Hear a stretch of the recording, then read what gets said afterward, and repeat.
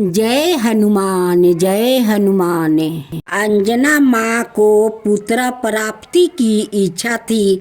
उसी काल में अयोध्या के राजा दशरथ भी पुत्र की प्राप्ति के लिए यज्ञ करवा रहे थे, जिनमें से उत्पन्न हुए फल को 3 रानियों ने खाया, लेकिन योग तपति से निकला एक फल पंछी ले उड़े। उसने वो फल एक पर्वत पर गिरा दिया, जहाँ अंजना माँ बर्मन कर रही थी। महादेव की प्रेरणा से उन्होंने उस फल को खाया, जिससे हनुमान जी का जन्म हुआ। उसी कारण बजरंगबली भरत समय भाई कहे जाते हैं। भूख लगने पर एक बार बाल हनुमान सूर्या को फल समझ बैठे और उसे निगलने उड़ चले। तब राहु ने इंद्र से सहायता मांगी। देव इंद्र ने बाल हनुमान के विराट स्वरूप पर प्रहार किया और वो मूर्छित होकर धरती पर गिरे। इस बात का पता जब पवन देव को चला तो वो बहुत क्रोधित हुए। उन्होंने पूरी सृष्टि का बाहु चक्र बाधित कर दिया। इस कारण सभी जीवों का दम घुटने लगा, जिसके बाद उन्हें समझा बुझाकर मनाया गया और समस्त जीवों ने राहत की सांस ली। बालक हनुमान अत्यंत शरारती थे। वो किसी भी बाग बगीचे में घुस कर उत्पत्ति मचाते और फल खा लेते। शिव के वंश से हनुमान को गादा कुबेर से मिली। इसके अलावा उन्होंने कई देवताओं से दिव्य शस्त्र और विद्याएं प्राप्ति हुई। उत्सुकता और संचलता वैसे बल हनुमान ऋषियों को खूब सताते। कभी वो उनकी लंगोटे फाड़ देते तो कभी कमंडल का पानी गिरा कर भाग जाते। एक बार अंगिरा और बिरंग वंश के ऋषियों तपस्या कर रहे थे, तब हनुमान ने उन्हें भी सताया। इसके फल स्वरूप उन्हें सारी शक्तियाँ भूल जाने का श्राप मिला। फिर आगे चलकर माँ सीता की खोज के अभिनय के दौरान याद दिलाने पर उन्होंने सारी शक्तियाँ वापसी प्राप्त हो गई। वीर हनुमान ब्रह्मचारी है, लेकिन रावण राम युद्ध के समय हनुमान का सामना पाताल लोक में मकर ध्वज से हुआ। वो खुद को हनुमान पुत्र बता रहे थे, जिसे बजरंगबली क्रोधित हुए। परंतु जब मकर ध्वज ने तर्क दिया तो हनुमान जी उनकी बातें से संतोष हो गए।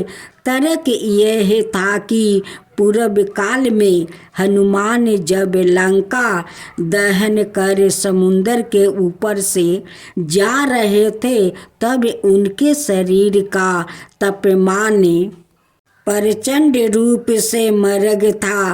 वो पसीने से तर-बतर थे। उनके बदन से टपका पसीना एक मादा मगरमच्छ के मुंह में गिरा।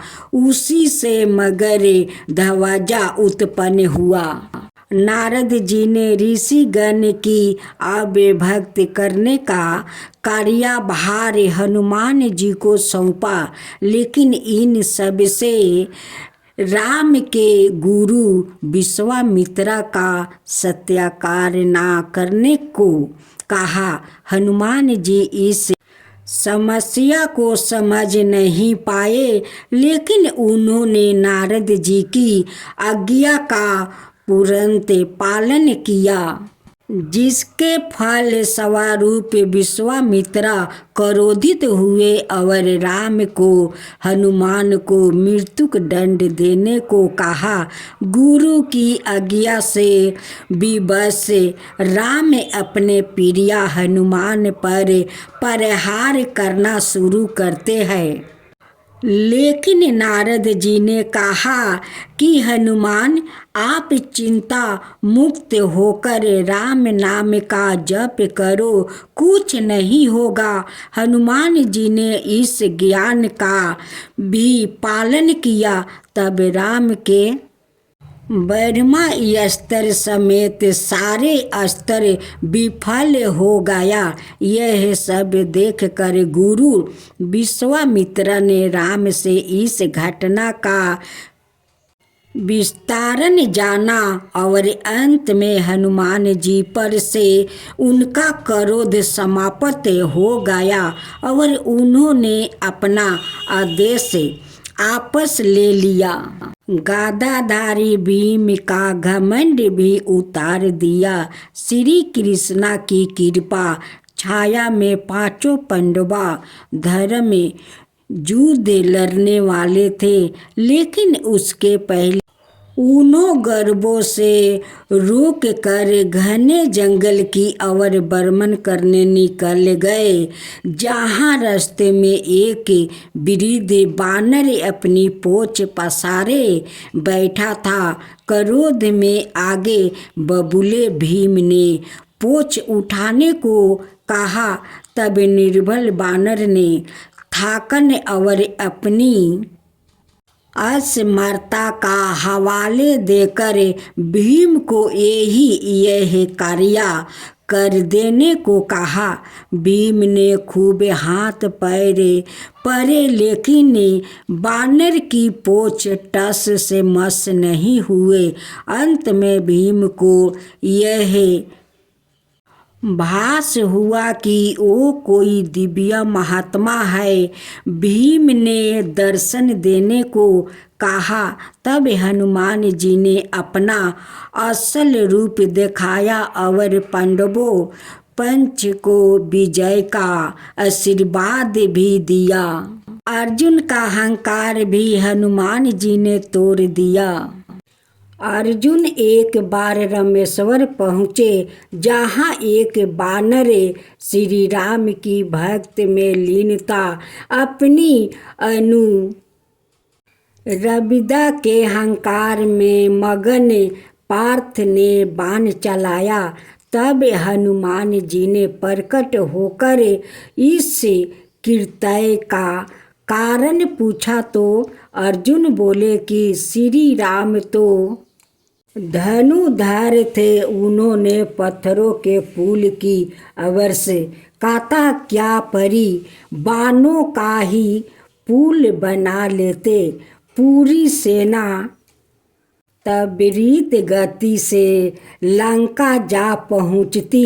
इस पर हनुमान जी ने कहा कि हमारी सेना में ऐसे विराट और बलशाली योद्धा है, जिनका भार बाण का पुल नहीं उठा पाता, इसीलिए पत्थरों का पुल बनाया गया।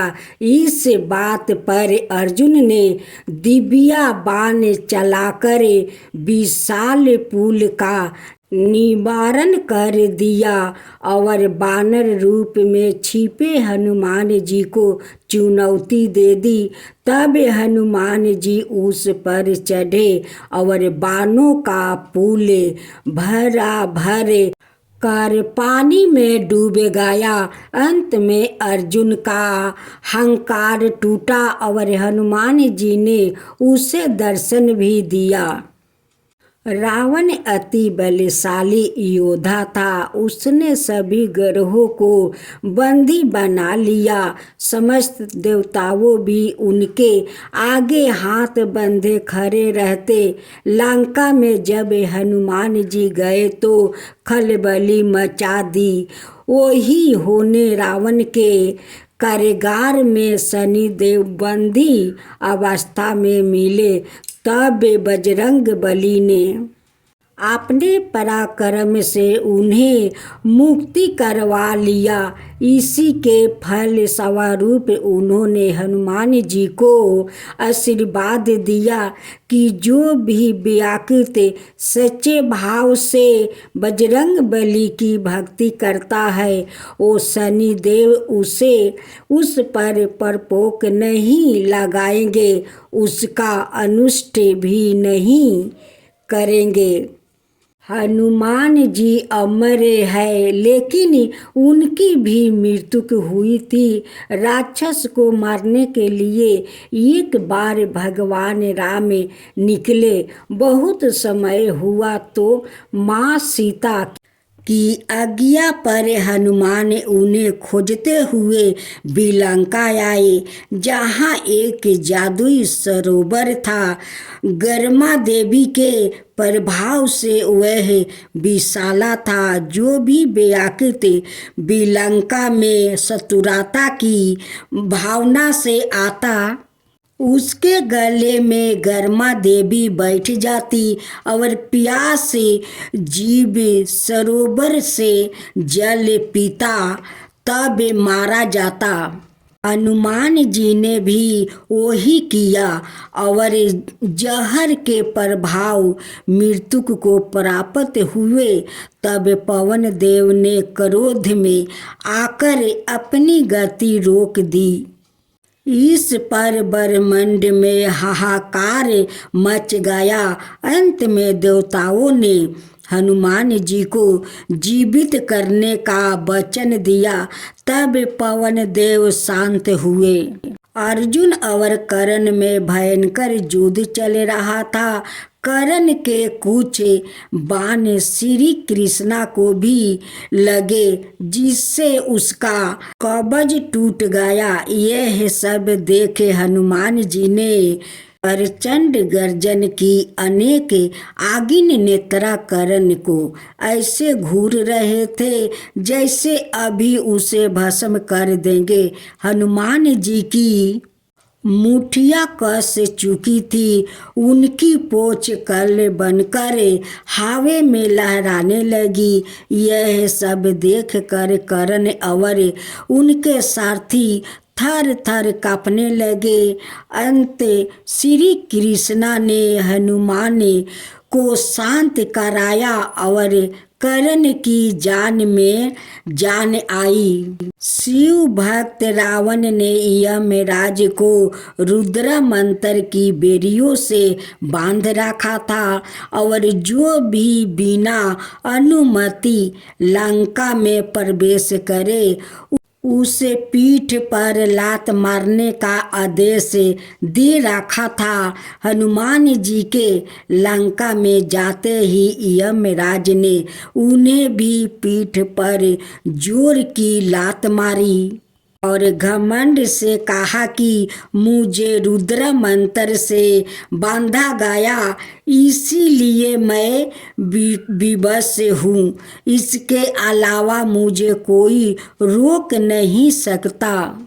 शिव के बाद तो मेरा कोई मुकाबला ही नहीं। इस बात पर हनुमान जी आगे बढ़े और उन्होंने रुद्र मंत्र वाली बेरिया एक झटके में तोड़ दी।